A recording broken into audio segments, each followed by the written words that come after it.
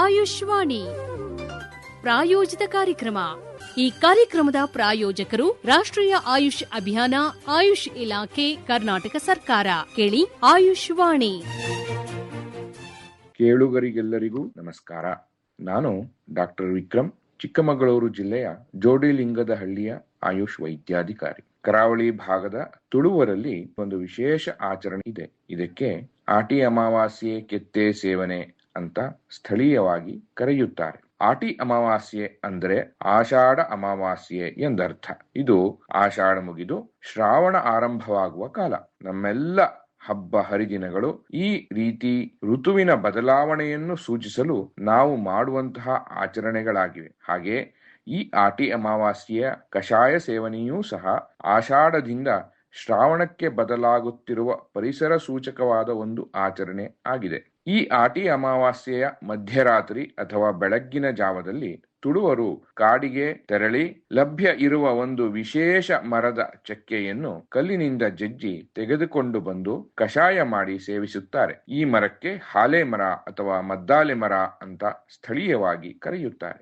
ಇದನ್ನು ಆಯುರ್ವೇದದಲ್ಲಿ ಸಪ್ತಪರ್ಣ ಅಂತ ಸೂಚಿಸಿದ್ದಾರೆ. ಈ ಹಿಂದೆ ಪದವಿ ಪಡೆದವರಿಗೆ ಗೌರವಾರ್ಥವಾಗಿ ಈ ಮರದ ಕೊಂಬೆಯನ್ನು ನೀಡುತ್ತಿದ್ದ ಕಾರಣ ಈ ಮರಕ್ಕೆ ಎಲ್ಸ್ಟೋನಿಯಾ ಸ್ಕೊಲಾರಿಸ್ ಎಂಬ ಹೆಸರಿದೆ. ಈ ಮರದಲ್ಲಿ ಸಾಕಷ್ಟು ಔಷಧೀಯ ಗುಣ ಇದೆ. ಆದ ಕಾರಣ ಇದನ್ನು ಆಟಿ ಅಮಾವಾಸ್ಯೆ ದಿನ ಸೇವಿಸಂತಹ ಒಂದು ಪದ್ಧತಿಯನ್ನು ನಮ್ಮ ಹಿರಿಯರು ನಡೆಸಿಕೊಂಡು ಬಂದಿದ್ದಾರೆ.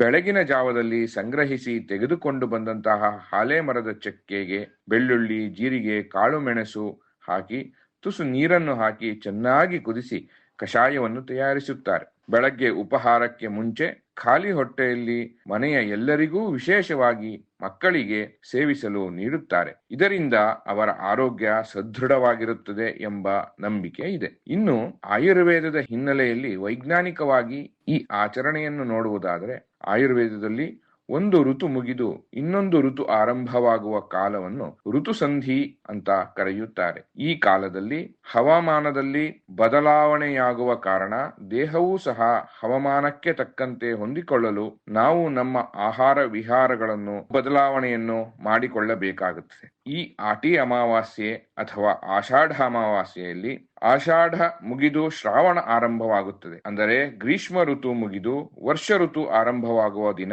ಇದು. ಗ್ರೀಷ್ಮ ಋತುವಿನಲ್ಲಿ ವಾತಾವರಣದಲ್ಲಿ ಉಷ್ಣಾಂಶ ಜಾಸ್ತಿ ಇದ್ದು ಅದು ಮುಗಿದು ವರ್ಷ ಋತು ಆರಂಭವಾಗುವ ಕಾರಣ ಶೀತದ ಅಂಶ ವಾತಾವರಣದಲ್ಲಿ ಹೆಚ್ಚಾಗುವುದರಿಂದ ಶರೀರಕ್ಕೆ ತೊಂದರೆಯಾಗುತ್ತದೆ.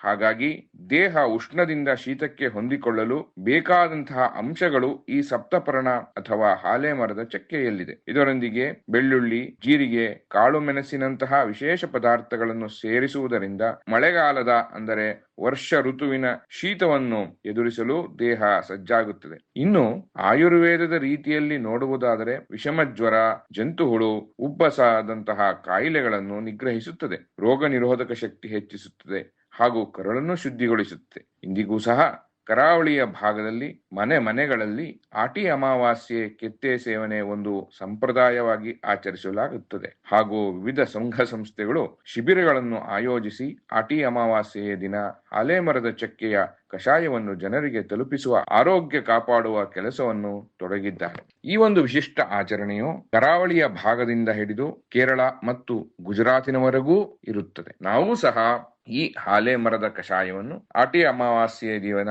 ಸೇವಿಸಿ ನಮ್ಮ ಆರೋಗ್ಯವನ್ನು ಕಾಪಾಡಿಕೊಳ್ಳಬಹುದಾಗಿದೆ. ನಮಸ್ಕಾರ.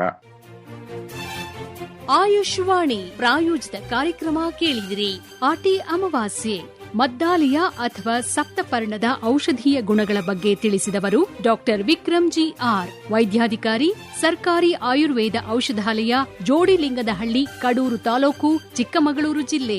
ಈ ಕಾರ್ಯಕ್ರಮದ ಪ್ರಾಯೋಜಕರು ರಾಷ್ಟ್ರೀಯ ಆಯುಷ್ ಅಭಿಯಾನ, ಆಯುಷ್ ಇಲಾಖೆ, ಕರ್ನಾಟಕ ಸರ್ಕಾರ. ಈ ಕಾರ್ಯಕ್ರಮ ಆಕಾಶವಾಣಿ ಬೆಂಗಳೂರು ವಾಣಿಜ್ಯ ಪ್ರಸಾರ ಕೇಂದ್ರದ ಕೊಡುಗೆ.